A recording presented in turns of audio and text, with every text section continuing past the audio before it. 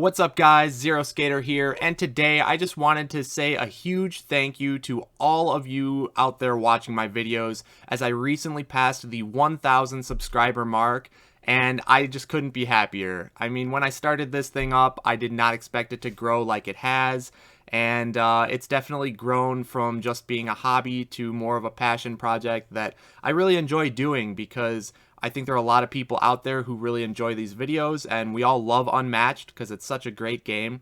So I'm really happy to have the following that I've built up, and it's all thanks to you guys. So thank you so much. I wouldn't be here without you.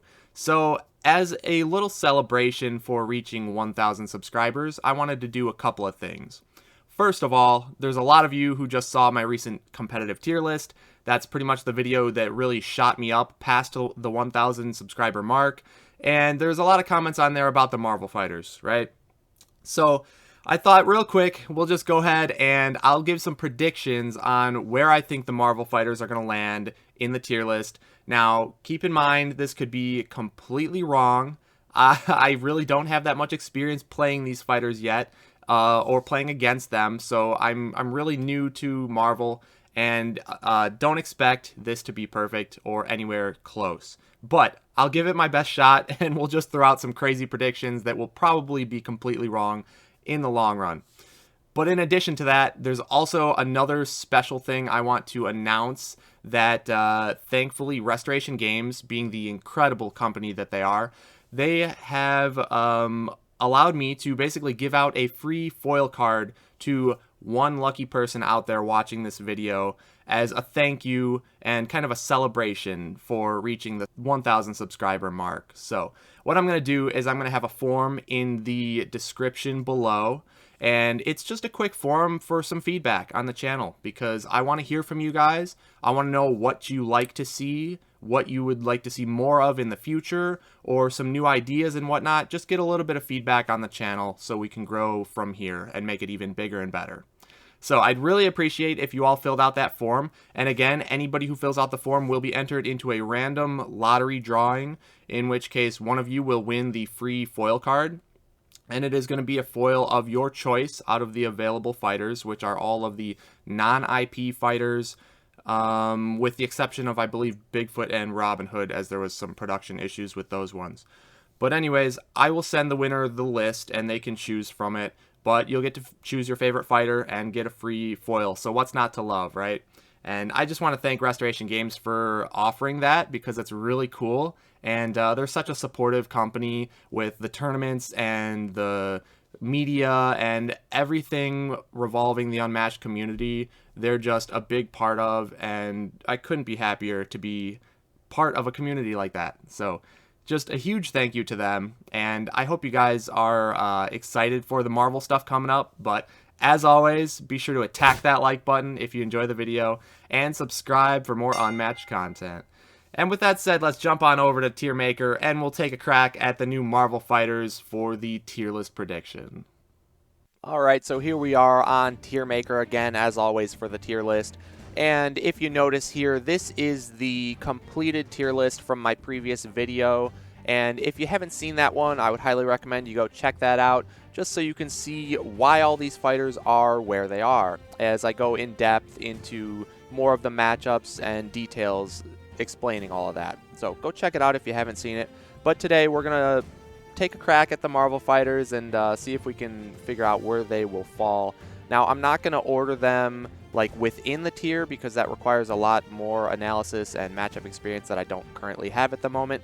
But at least we're going to try to throw each of them into one of the tiers and see how it looks. So again, I didn't plan any of this out, so I'm just going on a whim here. So cut me a bit of slack, guys. This is probably going to be just completely ridiculous, but we'll see how it goes. And let's start off with Bullseye. So Bullseye, I think he is incredibly explosive. He's very similar to the Raptors or Bruce Lee in the case that he can beat pretty much any fighter if he gets lucky enough, or if your opponent gets unlucky enough, right? If Bullseye catches you off guard, he can just annihilate you very quickly, because he has a lot of draw power. He can attack basically anywhere on the board at any time, and his damage potential is through the roof when he can pull off certain combos, because he's all about winning a combat, and then any subsequent attack that turn, there's cards that get buffed effects based on whether or not he won a combat already. So if you can stop him from winning that initial combat, you can definitely slow him down, but that's very hard to do with his kit, because he's got a lot of cards that let him win even when he normally wouldn't have. So that combo potential is just huge.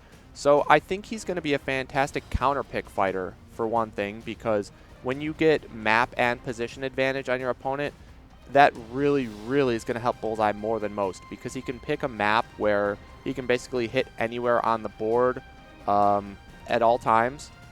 He can pick a map where he can hit player 2 from the starting positions without even having to maneuver, and that's just going to let him get some super early aggression, because he can throw out an attack.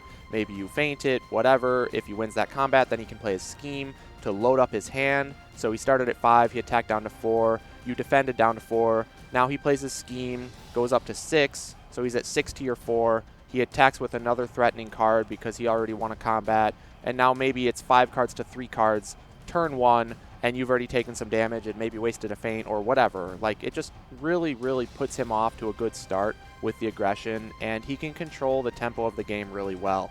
And I think he's going to give melee fighters trouble, because he can hit from so far away, so they have to spend a maneuver, maybe even a boost, to get up to him. They get one attack in. He probably plays something like a tactical retreat, which lets him just jump away. So you got a single attack in. He hopped away to safety. He gets to blast you again for 2 attacks, and he's still, 4 spaces away, which means you have to maneuver and boost again to even hit him one more time. So he's going to give melee fighters some trouble, I think. Anybody without feints is probably going to have some trouble with him as well, because all of his effects are guaranteed to go off. He's got that red 4 that if you previously won a combat, it ignores the value of your opponent's card. So against fighters like Yananga and Wukong who don't have feints, that thing is guaranteed to go through and hit for 4.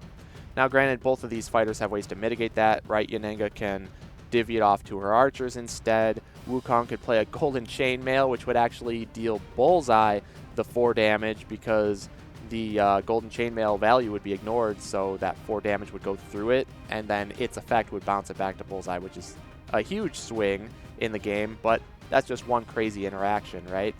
So there's some things those fighters can do to play around it, but in general, feints aren't even the best thing against Bullseye, I guess, because he can often just hit for like a 3 over your feint and waste it. It's baiting him out just like any fighter, when it comes to feints. So I think Bullseye is incredibly explosive. He's a great counter pick.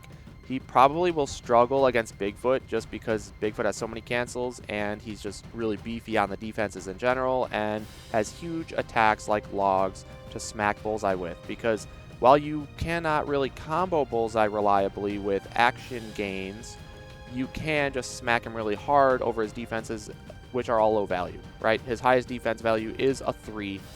So a log will deal 3, and he only starts with 14 health and no healing. So I think Bigfoot's going to be really, really good against him. Other fighters like Dracula, or maybe even Jekyll and Hyde, or potentially Beowulf, although Beo has his other problems running out of defenses. But anybody who can hit really big will hurt Bullseye, that's for sure.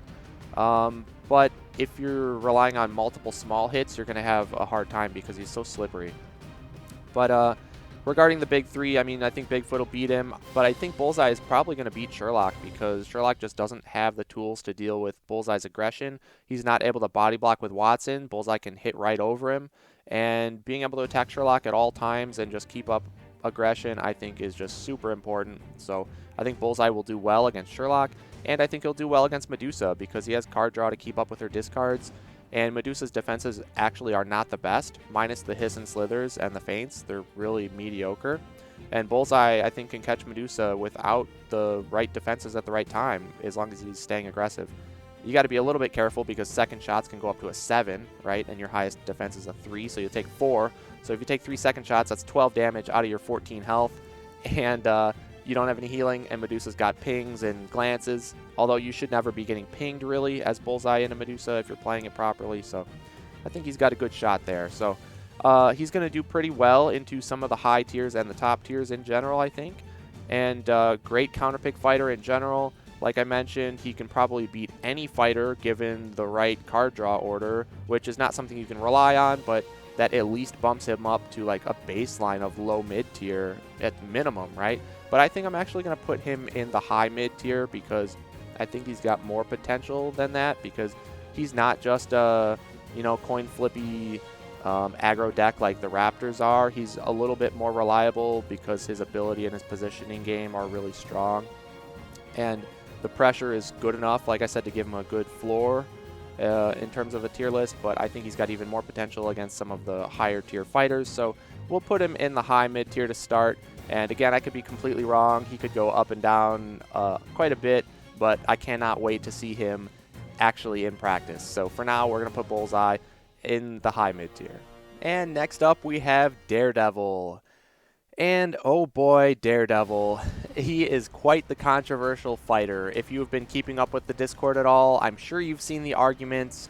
A lot of people hate him, a lot of people love him. It's definitely a big back and forth thing. And part of the issue, I think, is that he's, from what I've heard, incredibly fun to play as. And I do think his mechanic is super cool. He's a very interesting fighter. But the problem is that I've heard he's very unfun to play against. And which side am I on? Is he broken? Is he okay? Honestly, I'm on the side that he's broken. Now, my experience is a little bit skewed. I will preface with that because most, or if not all of my experience against Daredevil is with Yanenga. And Yanenga, being a faintless fighter, no cancels at all, means that Daredevil is always guaranteed to be able to do what he wants to do, which is essentially go infinite on you, right? So he's got Devil of Hell's Kitchen, which is the red 4 that it cycles itself and the top 4 cards of your discard pile back into your deck after combat. So when you can't cancel that effect, that's 5 cards reloaded into Daredevil's deck, and that's just insane. And he can just do that over and over. And even with fighters who have feints, there's only 2 devils. You might have 3 feints, but there's 3 schemes called Breather that Daredevil has that lets him get a combat card back from the discard pile into his hand. So essentially that's like 5 copies of Devil and only 3 copies of Feint. So the math is still uneven there. And so even against fighters with feints, I think Daredevil will definitely be able to go infinite on them. It just is less reliable, and if played well on the other side, I think it can be stopped in certain situations, because if it's later game and maybe he only has 1 or 2 more Devils that he can use, he goes up and his deck count's low and he attacks, you're going to feint, right? Regardless of whether it's a bait or it's actually the Devil, doesn't matter. He probably has another one. But what you can do is you can attack him maybe, and then he's either taking damage or he's playing something like Take a Knee to do healing. But if he plays Take a Knee, then he's blind boosting and losing a card out of his deck. Then you maneuver away, maybe even boost, so that he has to maneuver and boost. And now maybe his deck's empty, and now he attacks you. And now maybe you can feint again. And if you can feint again, well, then there goes his chain, and then he's going to have to start taking fatigue damage. So I think there are ways to play around it if you have feints, but with a faintless character like Yanenga, it's just brutal. Absolutely brutal. And part of the problem is that Daredevil is so uninteractive, I think, when played at an optimal level, because oftentimes he just wants to double maneuver away and draw defenses and outlast you in the long run. So you have to then maneuver and boost and maybe attack him. Maybe you deal some damage, fine. Then he double maneuvers away again. Then you repeat. Then you hit him, and this time maybe he plays Take a Knee. And then he heals back what he took last turn, and maybe you didn't have another big attack to actually deal damage over the Take a Knee, so you just gave him his health back. And then he's going to smack you with Devil, he's going to recycle his stuff, and then he's going to run away again. And that can just create very uninteractive gameplay, and it's very frustrating, because it's like punching a brick wall over and over and just hoping that you can bust it down. But some fighters just don't have the firepower to break down Daredevil. And again, I mean, that's very thematic. It's very cool, right? But it's just frustrating to play against. Again, though, my view is skewed because without feints, it's so much more difficult than if you did have feints. Now, I think Daredevil breaks the game in that sense, but looking at his actual matchup spread among like the top and the high tiers, I don't know that he's going to be that relevant. At least not enough to be like S tier broken. He will, I think, destroy Yananga in the long run, but I think Sherlock will destroy him because Sherlock has so many cancels, and then also discard effects to discard the Devils to make sure that Daredevil will not go infinite and he will just run out and exhaust. I think Little Red has done well on the ladder against him so far because all the auto damage. So Little Red might be good there. I think Bigfoot will beat him because he's just got huge attacks like Logs, and Daredevil's biggest defense is a 3 value, so Logs can smack for 3, and Bigfoot's also got a lot of auto damage with the Jackalope Horns and can keep up the aggression pretty well with his card draw ability. So I think Bigfoot's good. Achilles, I think, has been doing pretty well against Daredevil. Similar situation to Bigfoot, just a lot of big attacks, some auto damage, and a lot of card draw to keep up. So the thing with Daredevil, too, is that I don't think he's been optimized. Not even close. I think the skill ceiling on this fighter is so incredibly high that he definitely has the potential to be S tier broken. And part of that is just because his mechanic breaks the game as we know it. Because exhaustion is so much of an integral part of competitive play, regardless of whether or not you're trying to go for exhaustion, you always have to keep it in mind because it kind of dictates the tempo of the game and who has to aggress on who first. And, you know, with passes into consideration and everything, it's just something you always have to keep in mind. But Daredevil just blows all that out of the water. Everything you thought you knew about the exhaustion game is just different with Daredevil. It's incredibly oppressive in that regard. So he does, though, have a lot of RNG to his kit, right? Anytime you want a blind boost, which you don't do it often, but a lot of times you end up near the late game and you play with a low hand count so that you cannot take the lethal hit over something like a take a knee. So you're able to defend with your take a knee, blind boost your defense so it's a big enough value to keep you alive, and then the take a knee bumps up your health above the previously lethal threshold, and now you're safe to hit with the Devil and then get your cycle back in. So you will end up blind boosting at times, maybe not super often, but there's some RNG there. So if you get unlucky and you hit the wrong card, like your last feint that you needed or your Devil that breaks the loop, then that can be incredibly detrimental. But in general, I think good Daredevil players will be able to mitigate that and play it in a certain way that the RNG doesn't really matter. So that's what I'm worried about. Again, I think it's the skill ceiling is incredibly high, but we've definitely yet to see that. So I think his results, at least on the ladder, are pretty mediocre. And looking at, again, his top tier and high tier matchup spread, there's, I think, a good amount of fighters that can beat him. So I'm not going to put him in top tier quite yet. We're going to put him in high tier for now, which is still really good, right? But I think if there's any Daredevil specialists out there who really dedicate the time and effort into this character and can test him into all the different relevant competitive matchups and figure out the best way to play, because he is very complex and difficult to play optimally. But if somebody can do it and crack the code, I think Daredevil definitely has the potential to be top tier fighter. But for now, I'm gonna bring myself back down to earth. Again, my experience is skewed because of Yananga. In general, I'm gonna chill out for now, and we're gonna put him in the high tier, and we'll see where he goes from there. So next up, we have Elektra. Now, Elektra has also been pretty controversial because she, again, is very frustrating to play against. She's similar to Wukong in a way that she has all of the hand members, her sidekicks, that are just annoying little token sidekicks that just eat up your opponent's cards and prevent them from getting to the hero being Elektra. So Elektra's whole thing is that she has very low health, only 7, but when she dies, she removes all the fighters off the board, shuffles up her discard pile back into her deck, but keeps the same hand, but then comes back onto the board on the start of her next turn with now 9 health and better effects on her cards that didn't trigger previously. So the big threat with Elektra is the threat of the Resurrection combo. So the combo is that you keep at least 1, maybe 2 Mesmerize in your hand before you die off. You keep a copy of the Fist, which is the sidekick attack, and maybe a copy of Mystic Assassin, which is her 6. So essentially, you come back onto the board, you play Mesmerize, so you get to look at your opponent's hand, and then you get to discard a card from their hand and gain an action. So you pick out their best defense. Maybe it's a feint, maybe it's a wily fighting, whatever it is. Then, if you have the other Mesmerize, cool, hit the other Feint or whatever combo breaker card. So those gain you an action, so now you maneuver as your first action, and you might have to boost, but okay, that's fine. You boost in, you surround your opponent's hero with Elektra, and then as many hand members as you can do. Then you have the hand member attack with the fist. The opponent might play a defense if they have it, or they're going to take 3 damage. You ping off the hand member with the effect of the fist to add it back to your hand and gain an action. So then you do it again and again. So for every hand member adjacent, you're going to get a 3-value attack. You're going to have to ping them off, but who cares if you're ending the game, right? And then you finish it off with Elektra smacking you for a 6.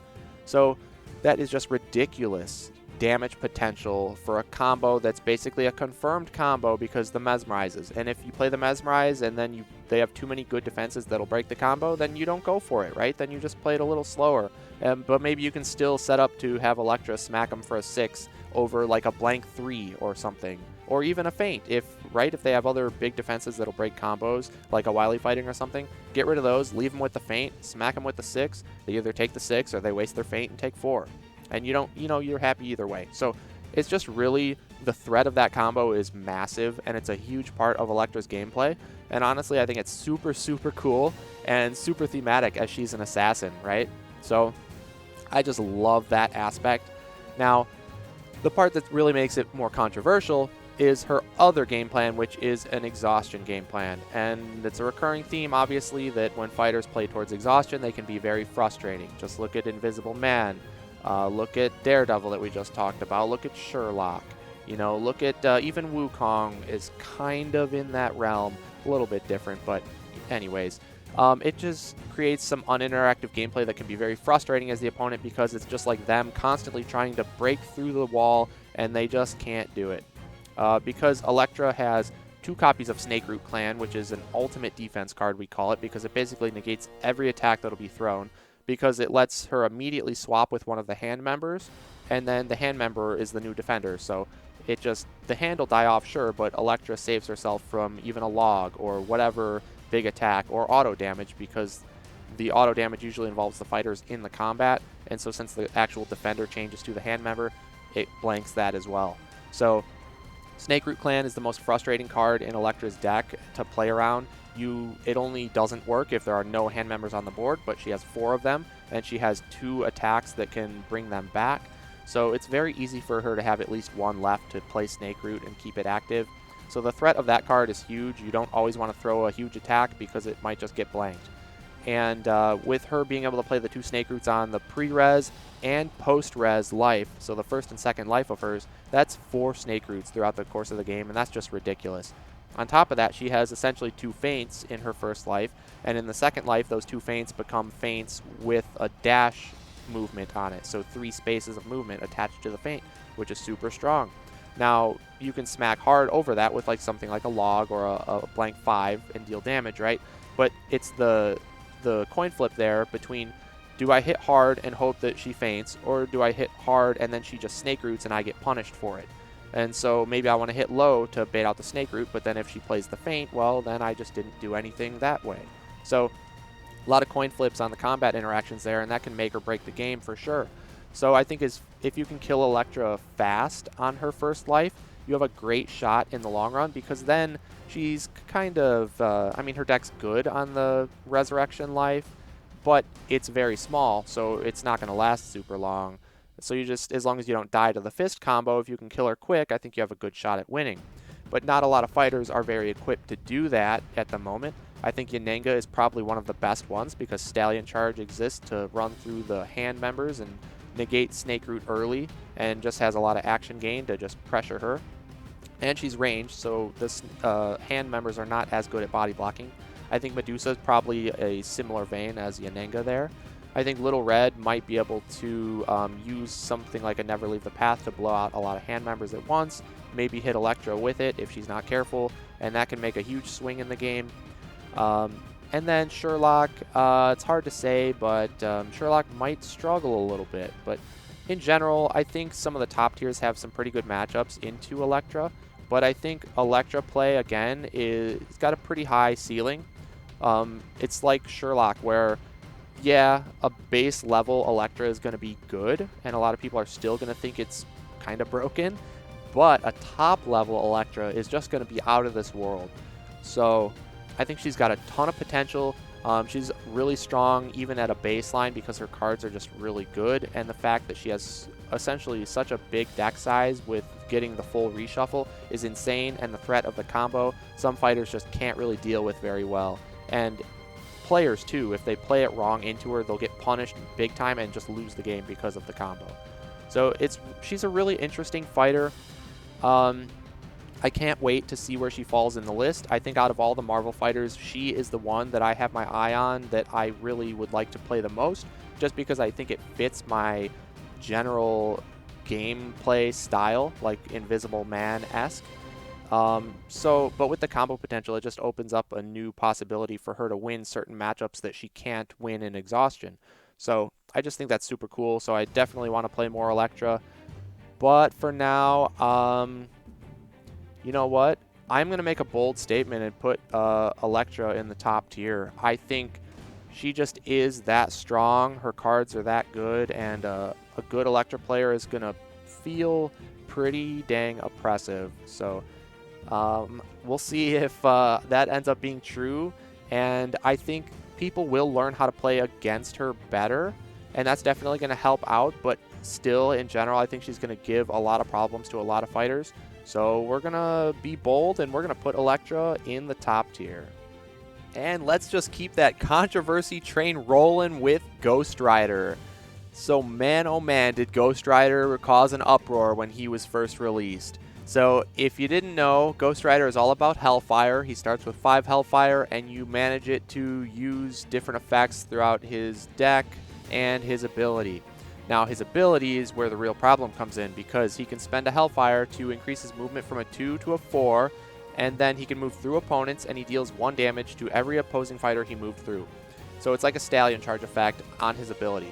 So the fact that he can do that twice a turn means essentially he can deal 2 auto damage to any fighter every single turn throughout the course of the game, as long as he has the Hellfire to do so, and as long as he is within movement range. But 4 spaces of movement, that's a lot of movement, on top of the fact that he can boost his maneuver so that he can get up to 6 spaces of movement very consistently, and just vroom is what they call it in the community. You know, the vroom rider. So he just vrooms through you twice a turn.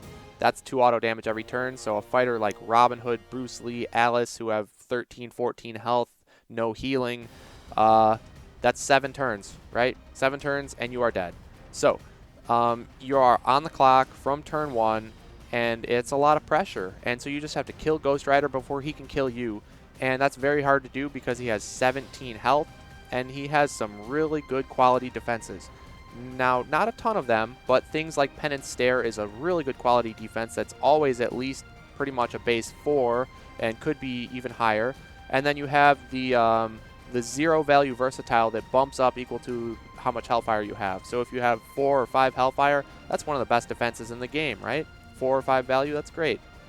Now it can be offensive feinted over, but if you throw an offensive feint and it wasn't the 0, then you're not getting any damage. And every single attack matters because, again, you're on the clock. So you cannot afford to be whiffing damage on your attacks. And that's where the real problem comes in. It's, again, kind of like Daredevil. You're just, you know, trying to throw everything you've got and hope it does the job in time. And the gameplay that Ghost Rider creates, because it's all attached to his ability with maneuvering, makes it very uninteractive because you're not engaging in combats. You're just maneuvering through them, and all it is a positioning game, and then they come and they try and hit you. You hope to play your defense that lines up well into their attack so that you minimize your damage, and then you just keep moving through them. So it's very uninteractive, which is quite frustrating. And then B, it's very consistent because it's maneuvers, and maneuvers are drawing cards. So you're drawing through your deck almost twice as fast as a normal fighter would be when they're maybe maneuvering and attacking and whatnot. You're engaging in a lot of combats. So you're just flying through your deck, so it makes it super consistent to find the key cards that you need, and the key cards being his schemes, because his schemes are the cards that reload his Hellfire and allow him to just continue his gameplay of vrooming through his opponent and dealing that auto damage until they're dead. So he's super consistent. He's a huge threat and quite frustrating to play against. So, in terms of the tier list, I think he is going to absolutely demolish the fighters that he's good against. So he's going to be a fantastic counter pick, nearly a silver bullet, which is the big problem, right? Like if you pick Ghost Rider into Medusa, you probably just automatically win that matchup, and that's insane against a fighter like Medusa. Now, I have tried Yananga and Bigfoot into Ghost Rider, and I have won. And it wasn't easy, though. It was very close, and I did win, but these are some of the fighters that are best equipped to deal with him, I think, because Bigfoot just hits so hard and has card draw to keep up and lots of movement and auto damage. Yananga has combo potential to catch Ghost Rider without the best defenses and land some real damage, and she's quite tanky herself. I think somebody like Little Red is good into Ghost Rider because she has a lot of healing attached to the Huntsman, who has 9 health, which is really high. Even if Ghost Rider wants to vroom through him, he can last quite a long time, and Red can pull off that healing, and then the auto damage is going to deal damage because he only has 2 feints. So I think Red's really good. I think Sherlock's probably really good because he can negate a lot of Ghost Rider's schemes. If he catches them with his Eliminate the Impossible, he can just discard it. And also, Sherlock's pretty tanky himself, and he has upwards of, I think, 4 healing or so. So 20 health is a lot to get through, even if Ghost Rider wants to do his vrooms. That's 10 turns of vrooming twice a turn, which you don't always get turns to do it twice. Sometimes you'll need to do it once. Sometimes you actually run out of Hellfire, and you have to take a turn where you kind of play a little more defensive and back off. So he has some, I think, some struggles into the top tiers, that's for sure. Top and some of the high tiers, but against a lot of the fighters, he's just going to absolutely destroy them. So he's going to be a fantastic counter pick. And I think in general, I'm going to place him in the high tier because there are fighters who can give him trouble, so he won't be picked super often. But if you do see Ghost Rider on your opposing team, I think it's something to worry about, similar to how Wukong was in Winter of Champions. So, man, I don't know. It's too early to tell. Ghost Rider is potentially a huge problem, but he didn't seem very popular on the ladder. And maybe that's just because of the matchups that were, presented within that Season 2 roster. And Ghost Rider just didn't have great matchups into those. And maybe that's a good sign, right? Maybe that keeps things in check. But again, the problem is that if it's Conquest format at least, when Ghost Rider is picked, he's going to give some trouble. So I would watch out for Ghost Rider. I really don't know how popular he will be, but for now, given the matchup spreads and everything, I think we're going to solidly place Ghost Rider in the high tier. And then we'll move on to the man himself, Luke Cage. So Luke is seemingly a fan favorite. I mean, in Season 2 of the ladder, he was, I think, the highest win rate hero and very, very popular. He was played a ton throughout that season of ladder. And so I think people just really enjoy Luke Cage. And honestly, there's a lot more depth to him than there might seem. Because on the surface, he just looks like your typical bruiser, right? He just hits really hard, and that's all he does. He just maneuvers and he attacks, maneuvers and he attacks, and he just beats you down. But there's a lot more interesting decisions with him because, first of all, he's got Trash Talk, which is arguably one of the best defense cards in the game. But when to throw your Trash Talks is crucial because you can potentially end their turn early if you win a combat using it. So you can end combo chains, you can punish people for attacking as their first action. So if Luke moves up and attacks, and then he starts his turn adjacent, they can either go for an attack and risk getting punished by the Trash Talk, ending their turn, in which case he just gets to double attack them back, or they have to maneuver first, and if they're melee, they have to stay adjacent in order to attack him, and then they're ending their turn again, still adjacent to him. So it creates a lot of interesting decisions for both Luke and the opponent when it comes to Trash Talk, when to play it, and how to play around it as the opponent, and it can be very frustrating. But then there's also Misty Knight, who doesn't have the best defenses, but is incredibly important to Luke's gameplay because she's ranged, which is super helpful. Otherwise, Luke is kind of a slow-moving fighter, similar to King Arthur, but the range on Misty just really helps, similar to, again, Merlin from Arthur. So you want to keep Misty alive, yet it's sometimes hard to do so, and playing around that is really cool. And also, the fact that Luke has Still Standing, which is a conditional recycling card. So if you win the combat with that red 4, you get to shuffle 2 cards from your discard pile back into your deck. So having some recursion in the deck definitely helps him out when it comes to fatigue, because he does have a lot of draw power. So that's really cool, but also the opponent, again, can play around it because it's conditional upon winning combat. So I just think that's really, really a neat card, and makes a lot of interesting decisions throughout the game when it comes to Luke Cage. Also, his ability makes him not take it lessens the damage he's taking by 2 damage for every combat. So he can just not throw a defense out at all, and he's still blocking for a 2, essentially, which is really cool.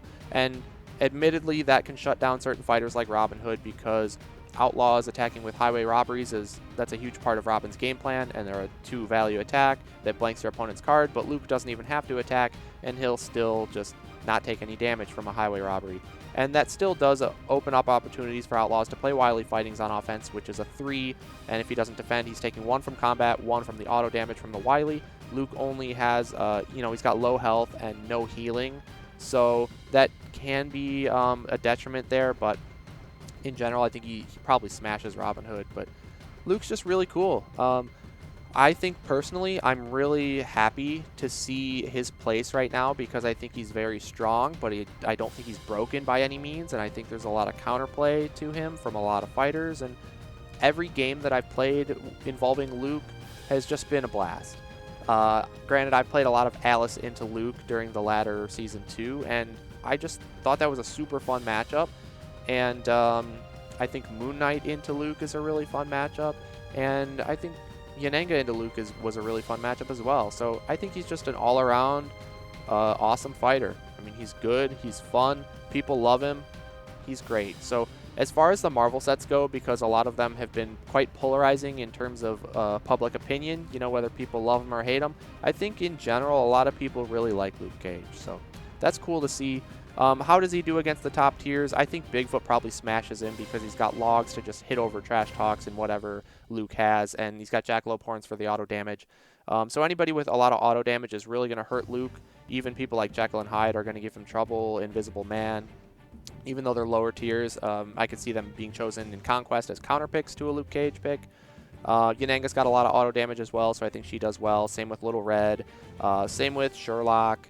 But when it comes to somebody like Medusa, she could have some trouble, depending on how the second shots line up into the Trash Talks. I think against somebody like Wukong, Luke might stand a chance, because he can pressure him a lot with his card draw. As long as he can keep Misty alive, he can hit from range, which is potentially big damage into Wukong with Misty. So I think there's potential there, and I really just don't see any matchups where Luke automatically loses. The most detrimental one, I would think, would be Bigfoot, but I've yet to test it out. I'm really curious in doing so, but yeah, I think he's just solid overall, and I don't know. I think that's probably going to land him a spot at least in the high mid tier, maybe the high tier, but for now we're going to place him in the high mid. I don't think he's incredibly strong, but he's probably a step above a lot of these fighters. Like I mentioned, I'm not ranking them in order within the tiers, but he's probably close to the top of the high mid tier if I had to guess. So going to be really curious to see how Luke does in the next tournament. But yeah, for now we'll put him in the high mid tier. And then last but not least, we have Moon Knight. And Moon Knight, I think, is another fan favorite here. He's just super unique in his play style. I think his deck is kind of bland overall. Not a lot of crazy effects that we haven't seen before, but the way it all works together with his ability is just super cool, because it's all about timing. So similar to somebody like Alice or even Little Red, you only want to play certain cards as certain forms, and you can play them as other forms, but it's maybe suboptimal, right? So you want to play like that 2-value versatile that does 2 auto damage to both fighters. You want to play that when you're Khonshu, because then you are not taking the damage, only your opponent, and that's really strong. Or the 3-value blue card that lets you draw a card when you win a combat is best played as Mr. Knight, because you get the defense buff. So it's actually a 4-value blue, which is pretty likely to win a combat if you want to draw. So that's really good. And then the one card, the 3-value versatile, that if you win a combat, you get to look at your opponent's top 3 cards and discard one of those cards and return the other 2 to the top. That card's just an insane effect because you get to dig 3 cards into your opponent's deck and get rid of one of their key cards that they won't get to use throughout the game unless they have some kind of recursion. So that card, if you're attacking as Khonshu, is really good because it's a 5, and if it's fainted, then they're going to take 3 damage, and if it's not fainted, then it probably won the combat to trigger its effect, similar to a Snicker Snack from Alice. Or if you want to defend with it, when you're Mr. Knight, again, it's a 4-value defense, which is pretty likely to win. So it's just super cool to see how you play the different cards as the different forms and how all of that works. And it's really fun. I gotta say, I've played a couple of Moon Knight games. I've played against a couple of Moon Knights. I think it's just really fun from both sides, similar to Luke Cage. So it's no surprise that Moon Knight's a fan favorite. I think a lot of people like that IP, you know, that character as well, which is just really cool. And it's super, super thematic how they brought him into Unmatched. So I'm just loving Moon Knight along with a lot of the people out there. How good is he? Well, he was definitely near the top of the tiers in the ladder, Season 2. So that says a little bit of something. But overall, in the big picture, I mean, you got to think he's probably decent against Yananga because he has a ton of versatile cards to defend with. He can hit really hard as Khonshu, and he's got some auto damage that he can use and whatnot. So I think it's probably a fun matchup. I haven't done it yet, but it's probably relatively even. I bet you Moon Knight into Medusa is a similar kind of deal, you know, pretty even. I've heard that Moon Knight can beat Sherlock, but I've yet to see it. But I'm very curious. So all you Moon Knight mains out there, let's see you guys dominating some Sherlocks in the next tournament. I would love it. But against Little Red, I played that matchup from the Little Red end, and it was pretty tough. I was very close to winning it. I did make a misplay in the end and ended up losing, but I had the game. But I think a couple of things went really right for me during that game to even have that chance. So I don't know. I think Moon Knight is going to do very well against Little Red, and probably can hold up against Bigfoot pretty well. And I really just struggle to see any matchup that he really gets dominated in other than maybe Wukong. Elektra might be the same case, but I really, again, I don't have much experience with Marvel, so it's even harder to pit a new fighter against a new fighter, and where I think that's going to go, it's a little easier to theorize, you know, an existing fighter like Wukong, which I know really well, against a new fighter because I know what Moon Knight can do, and I really just don't see him getting in on Wukong enough times throughout the game to really close it out. So I think Wukong is probably the only one here that I'm seeing that will just really wreck Moon Knight. So because of that, I don't know. I'm really torn, but I think I have to put Moon Knight into the high tier, as I'm surprising myself with that one. But again, I mean, just look at the matchup spreads. I think he's similar to Yananga in the case, or at least how Yananga used to be, where she, you know, or he, Moon Knight in this case, has a great matchup spread all across the board. Maybe not overwhelmingly winning matchups, but if you can get 50% or even a little bit higher across the board, that's a really good fighter, especially in this game, because, you know, there's just fighters that have some really good matchups, but then some really bad ones, and I just don't see that with Moon Knight. Other than Wukong, like I mentioned, I just think Moon Knight is going to have a shot against pretty much anybody. He's a super, super solid pick, and because of that, I'm convincing myself here that I think he's going to be high tier, which I just did not expect. But he's also not the... So the thing is with his gameplay, I think if you're an average Moon Knight player, you'll do pretty well because I think he's just pretty strong. But I do think that he's hard to optimize. So I think we've yet to see some really optimal Moon Knight play, but I'm really eager to see that from any Moon Knight specialists in upcoming tourney or something, because I think if you can optimize his play, you're really going to just push him to the next level. Potentially, he might feel like a top tier under the right hands and in the right matchups. So yeah, Moon Knight's super interesting. Can't wait to see how he turns out, but I think we'll put him in the high tier for now, and we'll see how that goes. And there you have it, guys. That's going to do it for my Marvel predictions. Again, it's probably wildly wrong. I'm very inexperienced with the Marvel fighters, maybe between 10 and 15 games under my belt in total. But I don't know. We'll see. It was a fun exercise to just give it a shot and see what I thought and kind of work through it, you know, while I was doing it. Again, I didn't really prep for it, but a lot of you wanted to see it or hear about it. So there you go. That's for you. hopefully you enjoyed it, but I cannot wait to get more Marvel testing and actually see down the road where I think these fighters land. And if you want to see it live, I will be streaming a lot of my Marvel test games on my Twitch over at twitch.tv/ZeroSkater12. And I'd love to see you in the chat. It's always fun to interact with the fans and whatnot, and just, you know, even play some games against some of you. I'm always offering usually to have people from the chat jump in for a game. Super easy to do with Vorpal board, so you just click the link, join in the room, and we get off to the races. So it's always a fun time. I'd love to see you there. But yeah, go follow me on Twitch, and you can catch it all live. I'll be doing a lot of Marvel streaming, testing the new fighters, as well as playing them throughout, you know, the new ladder season. Check out UM League if you haven't already for the new ladder season. It's a pretty interesting one with the new Hell's Kitchen fighters in it. So just a lot of fun. It's a great time to be an Unmatched fan. And again, remember, fill out that form. Please fill out the form. Give me all your honest feedback. What do you like? What don't you like? What do you want to see more of? Or give me some new ideas if you got them. I'm going to read all that and really take it into consideration so we can improve the channel. So fill out the form below. You'll have a chance to win a foil card. Super cool, right? And I'd love to hear your feedback. So please fill that out. And again, I mean, like this video if you enjoyed it, and consider subscribing to the channel if you're not already, so we can push that number even higher. So only upwards from here, right?